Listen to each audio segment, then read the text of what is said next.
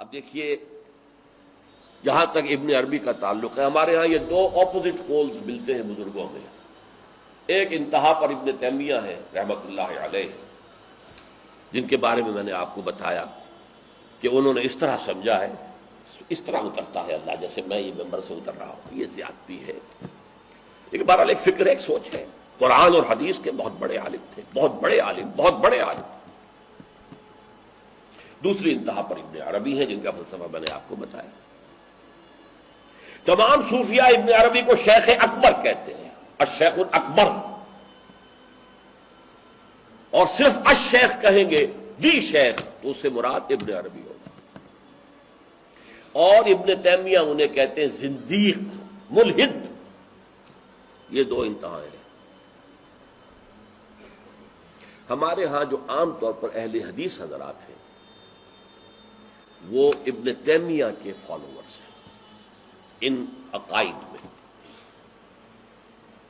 ان کے ہاں تصور کیا ہے؟ اللہ تعالی ہر جگہ اگر ہے تو صفاتی اعتبار سے، ذاتی اعتبار سے نہیں۔ وہ تو اپنی جگہ عرش پر ہے، ساتویں آسمان کے اوپر عرش ہے، عرش کے اوپر کرسی ہے، کرسی پر وہ ہے۔ اب اس میں ایک طرح کی تجسیم بھی آ گئی، محدودیت بھی آ گئی۔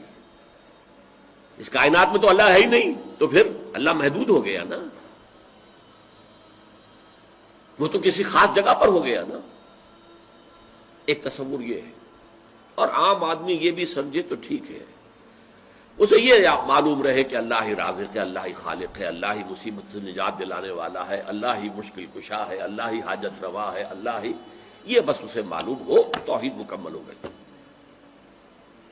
لیکن فلسفہ کچھ اور شے ہے، فلسفہ کچھ اور سوالات پیدا کرتا ہے۔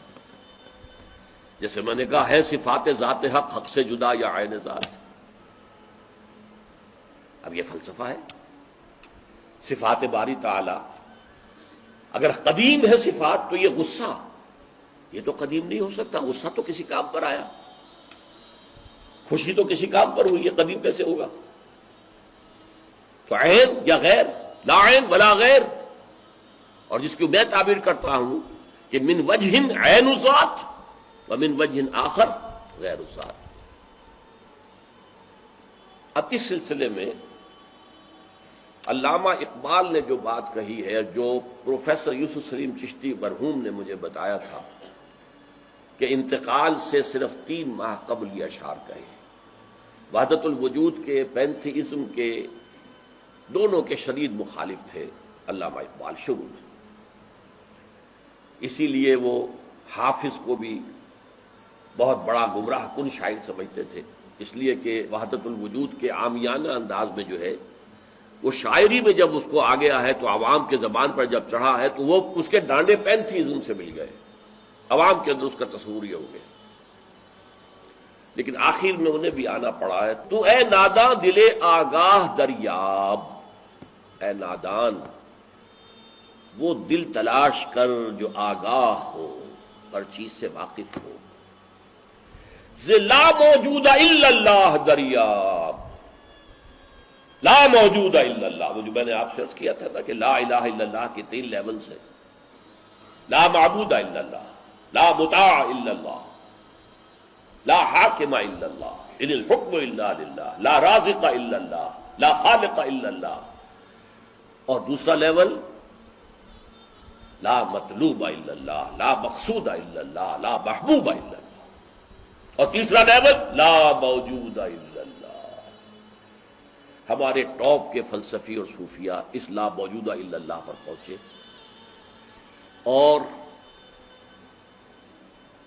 12ویں صدی کے مجدد اعظم شاہ ولی اللہ دہلوی رحمۃ اللہ علیہ، انہوں نے اس میں قول فیصل کہا کہ محی الدین ابن عربی کی وحدت الوجود اور شیخ احمد سرہندی کی وحدت الشہود میں باریک سا فرق ہے تعبیر کا، ورنہ وہ ایک ہی ہے، اور اس کو انہوں نے عنوان دیا توحید وجودی۔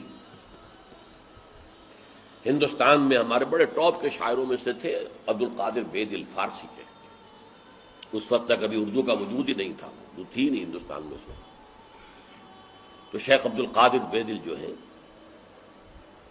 وہ وحدت الوجود کے بہت بڑے قائد تھے۔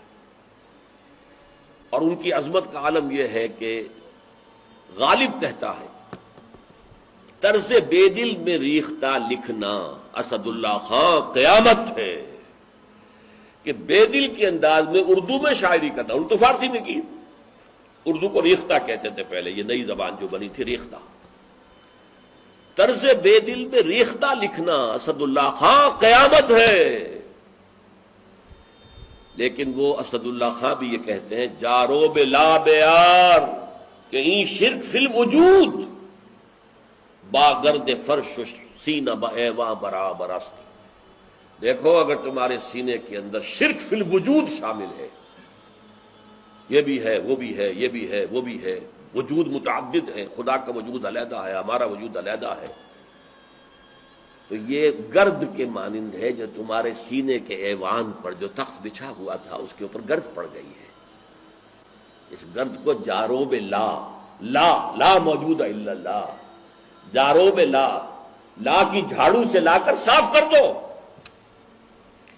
جاروب لا بیار کہیں شرک فی الوجود، وجود دو مان لیے تو شرک ہو گیا، وجود ایک ہی ہے، البتہ جب تعین ہو گئی کسی شے کی وہ وجود مختلف ہے، ذات باری سے علیحدہ۔ بہرحال یہ مباحث ہیں اس آیت مبارکہ سے متعلق، اور میں نے آپ کے سامنے ساری بات رکھ دی۔ نہ میں کسی کا مبلغ ہوں، نہ یہ دینی مسئلہ ہے، یہ فلسفے کا مسئلہ ہے۔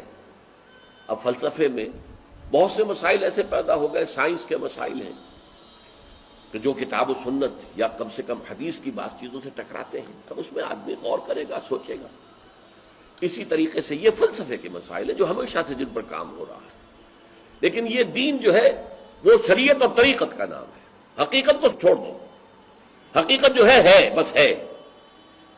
تم سورج مکھی کے پھول بن جاؤ، تمہاری توجہ ہر وقت اپنی اس ذات جو جس نے تمہیں پیدا کیا ہے، حقیقت تو وہی ہے، لیکن سورج مکھی کے پھول بن جاؤ۔ لیکن اسے آپ غلط کہیں، مجھے کوئی اعتراض نہیں، لیکن یہ کہ ایک شخصیت کو میں ایسے سے واقف ہوں جو اہل حدیث بھی کٹر تھے اور صوفی بھی بڑے تھے۔ یہ جو ہمارے ہاں مشہور ہے غزنوی خاندان، مولانا عبداللہ غزنوی آئے تھے اور وہ اپنے تصوف کی بعض آراء کی وجہ سے اور بعض اپنی اہل حدیثیت کی آراء کی وجہ سے افغانستان سے نکال دیے گئے تھے، غزنی سے نکال دیے گئے، تو امرتسر میں آ کر آباد ہوئے۔ ان کی اولاد ہے یہ غزنوی خاندان، ان میں مولانا داؤد غزنوی رحمۃ اللہ علیہ سے میرا بڑا قرب رہا ہے۔ ان کے پھر بیٹے تھے ابو بکر غزنوی، وہ معروف ہیں، کافی لوگ ان سے واقف ہوں گے۔ داؤد غزنوی رحمۃ اللہ علیہ یہ دو متضاد چیزوں کا مجموعہ تھے، تصوف بھی اور اہل حدیثیت بھی۔ عام طور پر اہل حدیث کی ساری توجہ ظاہر پر رہتی ہے، وہ باطن میں جانتے ہی نہیں، اندر نہیں جاتے، فلسفے سے کوئی تعلق ہی نہیں، لیکن فلسفہ اور تصوف کے جڑے ہوئے آپس میں چولی دامن کے ساتھ۔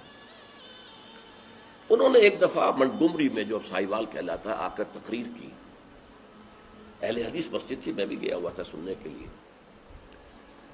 انہوں نے وہ اہل حدیث نوجوانوں سے کہہ رہے تھے کہ دیکھو تم اپنے مسلک پر قائم رہو، ہم غیر مقلد ہیں، ہم کسی کے مقلد نہیں ہیں، نہ ابو حنیفہ کے نہ مالک کے، لیکن کبھی بھی ان ائمہ کی توہین نہ کرنا۔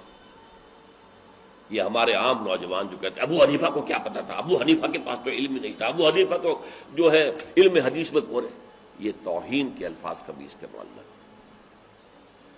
اچھا، اس واعظ کے ساتھ انہوں نے مثال دی کہ دیکھیے شیخ محی الدین ابن عربی رحمت اللہ علیہ کے سب سے بڑے مخالف شیخ احمد سرہندی رحمت اللہ علیہ تھے، دونوں کے لیے رحمت اللہ علیہ کہا۔ میں حیران ہو گیا، یہ وہابی آدمی، کٹر وہابی اہل حدیث، اور یہ شیخ ابن عربی رحمت اللہ علیہ کہہ رہا۔ خیر میرے دل پر بھی اثر ہوا کہ بڑی وسعت ہے ان کے فکر و نظر میں۔ میری اہلیہ کے چچا تھے، ان کے ایک بیٹے، سب سے چھوٹے بیٹے یہاں مجمع میں موجود بھی ہیں، شیخ فضل الرحمان مرحوم۔ ان کے بہت گہرے تعلقات تھے یہ جو خاندان غزنوی خاندان سے. انہوں نے شام کو کھانے پر بلایا, مجھے بھی بلا لیا, میں ان کا داماد ہی تھا نا. تو وہاں میں نے کہا کہ حضرت آپ نے شیخ ابن عربی کے ساتھ رحمت اللہ علیہ کے الفاظ استعمال کیے, جبکہ ابن تیمیہ نے کوئی شرعی گالی چھوڑی نہیں ان کے لیے. زندیق, ملحد, اور آپ اہل حدیث ہیں, یہ کیسے ہوا؟ میں ان کی عظمت کا قائل ہو گیا, ان کی آنکھوں میں آنسو آ گیا. کہنے لگے ڈاکٹر صاحب یہ دونوں ہمارے بزرگ ہیں, ہم خرد ہیں, آپس کے اختلافات وہ جانے, ہم چھوٹے ہیں, خرد ہیں, خرد رہنے ہی میں عافیت سمجھتے ہیں, ہمارے لیے دونوں محترم ہیں. اور مسجد میں انہوں نے ایک مثال بیان کی تھی کہ شیخ احمد سرہندی رحمت اللہ علیہ نے شیخ ابن عربی کے بارے میں اپنے مکتوبات میں لکھا ہے, ما ذل بردار خان ایشانم لیکن چکنم معاملہ صفات باری تعالی است, کہ ہم شیخ ابن عربی کے دسترخوان کے جھوٹے ٹکڑے کھانے والوں میں سے ہیں. کون کہہ رہا ہے؟ مجدد الفسانی کہہ رہا ہے. ما ذل بردار خان ایشانم, ان کے دسترخوان کے سوکھے جوڑے ہوئے جھوٹے ٹکڑے کھانے والوں میں سے ہم ہیں. لیکن چکنم, لیکن کیا کریں, معاملہ سے بات باری تعالی است. یہ ایک باری تعالیٰ کی صفات کا معاملہ ہے, ہمیں اختلاف کرنا پڑ رہا ہے, اختلاف ہم کر رہے ہیں, لیکن ہم ان کے دسترخوان کے جھوٹے ٹکڑے کھانے والے. یہ کہہ رہے ہیں شیخ احمد سرہندی رحمت اللہ علیہ, جن کے بارے میں مشہور ہے کہ ابن عربی کا یا تو مخالف اول ابن تیمیہ رحمت اللہ علیہ, اور یا پھر مخالف دوم جس نے جوابی فلسفہ پیدا کیا وہ شیخ احمد سرہندی رحمت اللہ علیہ. تو یہ ہے کہ ان چیزوں کے بارے میں اپنے سینوں کو وسعت دیجئے. آپ ابن عربی کی بات کو چھوڑ دیجئے, پھینک دیجئے, لیکن توہین نہ کیجئے, اس کو خام خواہ کفر سے تعبیر نہ کیجئے. یہ چیزیں جو ہیں, اور پھر ہمارے سارے صوفیہ جو اس کے قائل ہیں, پھر ان سے بدزنی ہو گئی. میں صرف اس لیے کہ وہ بدزنی اور دلی نفرت کا معاملہ ختم ہو جائے, میں یہ ساری بحث اس لیے کیا کرتا ہوں, ورنہ میرے عام دروس میں ان مسائل پر گفتگو نہیں ہوتی. بڑے گہرے مسائل ہیں اور ان کا سمجھنا عام لوگوں کے لیے ممکن بھی نہیں ہے, بلکہ عام آدمی کے, یہ جس کو کہتے ہیں نا ہوشدار, ہوشدار کے رہ بردب تیغست قدم را, ہوشیار رہ جاؤ, یہ تم جو چل رہے ہو یہ تلوار کی دھار کی طرح کا راستہ ہے, کاٹ کے رکھ دے گا تمہیں. جیسے ہم کہتے ہیں پل صراط جو ہے وہ بال سے زیادہ باریک ہوگا اور تلوار کی دھار سے زیادہ تیز ہوگا, جس پر سے گزرنا ہے قیامت میں. یہ کہاوت ہے. هي الحلقات تحفظني بآيات من القرآن, هي الحلقات تملأني بحب المصطفى.